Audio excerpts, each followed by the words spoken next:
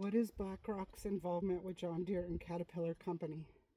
BlackRock is a major institutional investor in both John Deere, Deere & Company, and Caterpillar Incorporated, typically ranking as one of the top 3 shareholders in each. As of early 2026, BlackRock's involvement primarily consists of managing multi-billion-dollar stakes on behalf of its clients through various index and mutual funds. Ownership stocks. BlackRock maintains significant passive ownership in both companies, primarily through its iShares and other institutional investment vehicles. John Deere. As of early 2026 filings, BlackRock holds approximately 6.2% to 6.8% of Deere & Company's outstanding shares.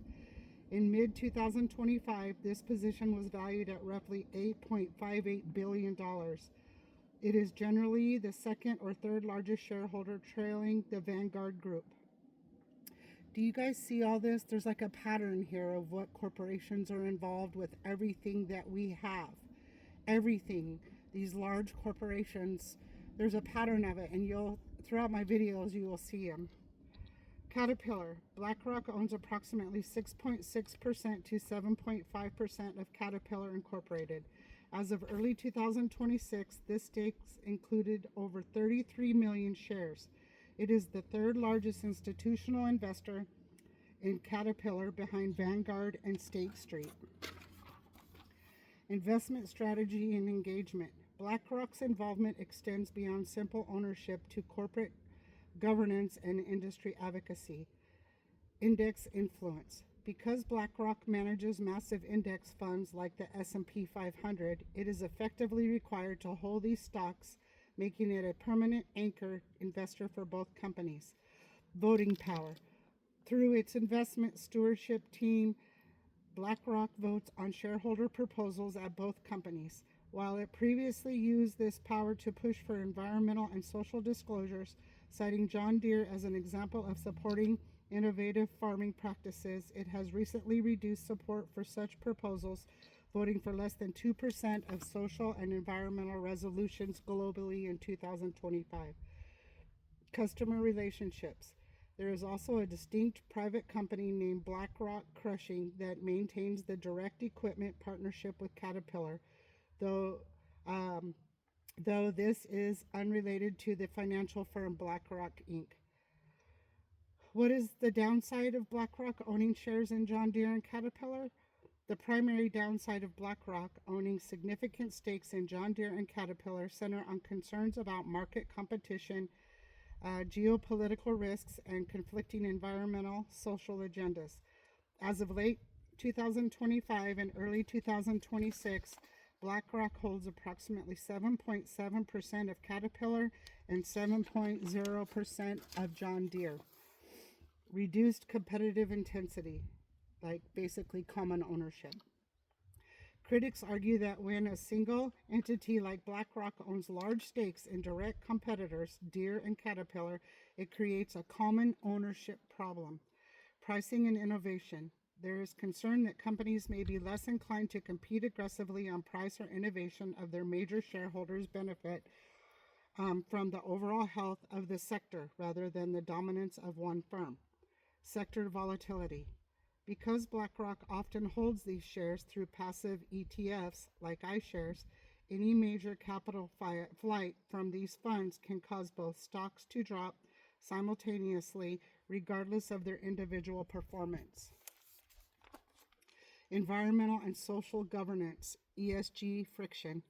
BlackRock's dual role as a substantial sustainability advocate and a major investor in heavy machinery manufacturers leads to criticism from both sides of the political spectrum. Greenwashing allegations. Environmental groups argue that BlackRock's investments in companies like Caterpillar, whose equipment is often linked to deforestation and fossil fuel extraction, contradicts its sustainable branding. Political backlash. Controversially, Republican-led states have accused BlackRock of using its influence to push social agendas that could potentially harm the bottom line returns of industrial giants like Deere and Caterpillar. Some states like Florida have even pulled billions in assets from BlackRock in protest. Geopolitical and human rights risks. Controversial equipment use. Caterpillar, in particular, faces scrutiny because its bulldozers are frequently used in the demolition of civilian property in conflict zones like Gaza and worldwide. Disinvestment pressure. While BlackRock has maintained its position, other major institutional investors, such as Norway's sovereign wealth fund, have recently dumped their stocks in Caterpillar due to these ethical concerns, potentially increasing price volatility for remaining shareholders. Divergent industrial cycles. Investors sometimes view owning both as a downside because they serve different end markets that can clash. John Deere is heavily tied to the agricultural cycle and farm income. Caterpillar is more sensitive to global construction and mining, holding both through a broad fund that can dilute the benefits of a boom in one specific sector if the other is underperforming. Why is it so important for BlackRock to own John Deere and Caterpillar? Is it to monopolize the agriculture, construction, and mining industries? Those are great questions. So I'm sitting out here in the desert and I wanted to show you the cactus, dead cactus like this. A lot of people want to burn it and fire their fire, when you're going camping or hunting and they want to burn it.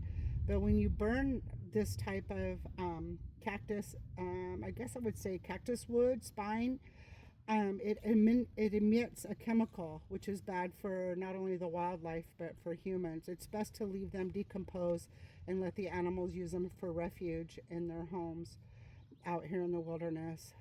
Little tip like that I've learned along the way.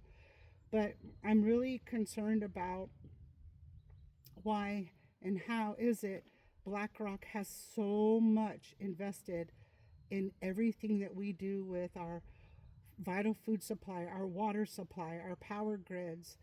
And I have been researching for a while, and I've been wanting to talk about BlackRock for a while. I think I brought it up in a video not too long ago.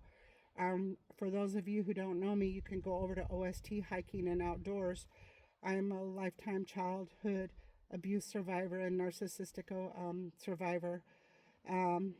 19 months ago, I started my healing journey. When I was young, I used to heal out in nature and farms and ranch lands when I was younger. To get away from what was happening to me, I used to heal myself out there and then come back in. Sometimes it was the middle of the night, sometimes it was day. I was probably, 8 to 9 years old, maybe 10 years old when I started all this.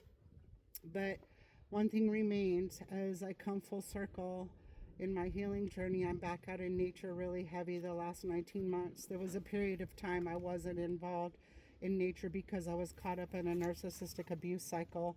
So it was really detrimental for me.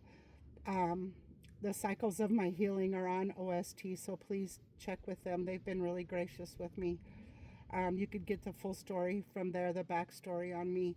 But I also wanted to let you know to check the videos on YouTube, not just the shorts, because I go in depth more on my videos, and subscribe. Thank you. Talk to you guys soon.